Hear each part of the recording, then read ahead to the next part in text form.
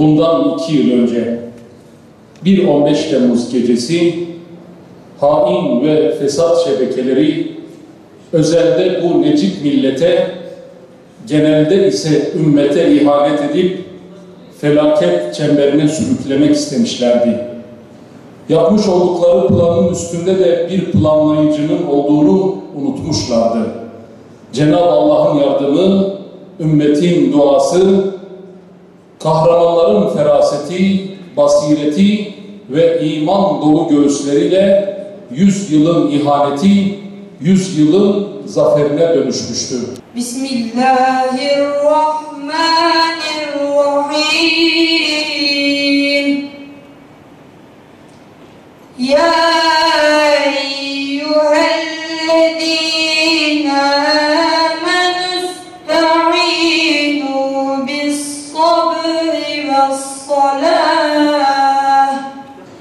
Nasıl unutulur ki 15 Temmuz gecesi? O gece ezanların arşa yükseldi sesi. Tarihinde görmedi millet böyle bir zulüm. Allah'a yemin etti, ya istiklal ya ölüm.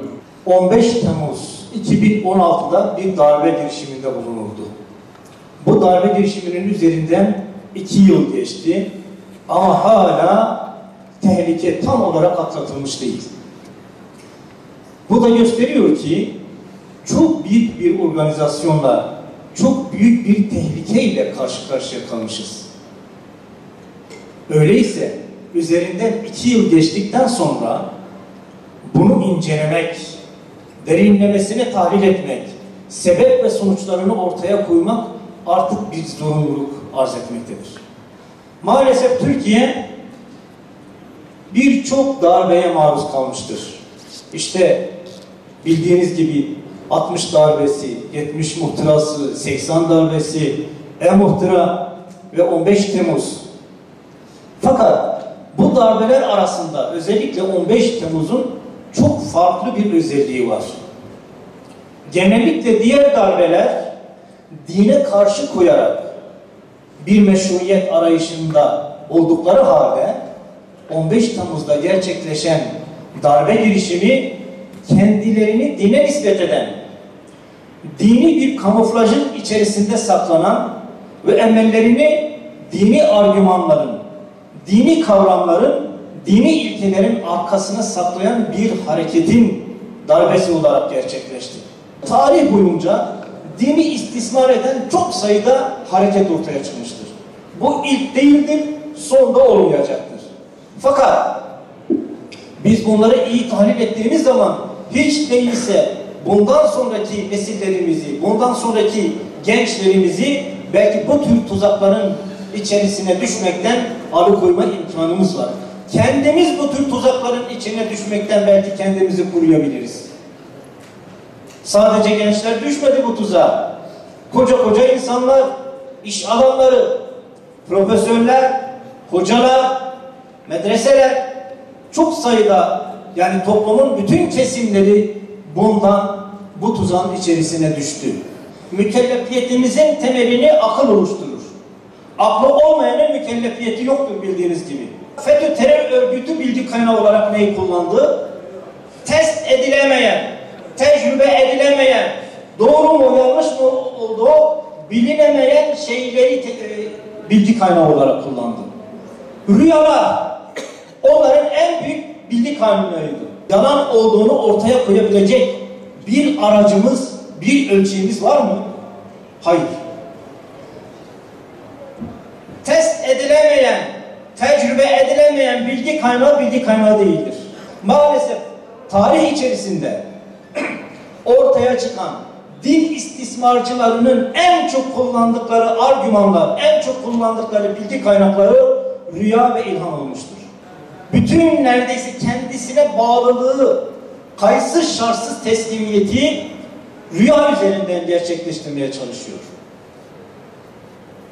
Keşfle, kendisine açılan bir nurla bunu söylediğini söylüyor. İşte bizim öncelikle öğrencilerimize, kendimize bilgi kaynaklarını doğru bir şekilde anlatmamız gerekiyor. Nasıl olur da böylesine dini terimlerle birilerinin bir kardeşini bir cinayet işlemeyi helal kılacak bir intisa, bir bağlılık oluşturulabiliyor. Bunun üzerinde durmamız gerekiyor. Nasıl oluyor da insanlar Allah'ın emrinin dışına çok rahat bir şekilde çıkarılabiliyor?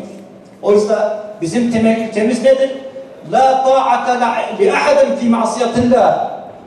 Allah'a isyan hususunda kula itaat yoktur diyor Peygamber Efendimiz Aleyhisselatü Vesselam. Bütün bu açık ilkelere, açık hükümlere rağmen nasıl oluyor da bir insanın öldürülmesi helal kılınabiliyor?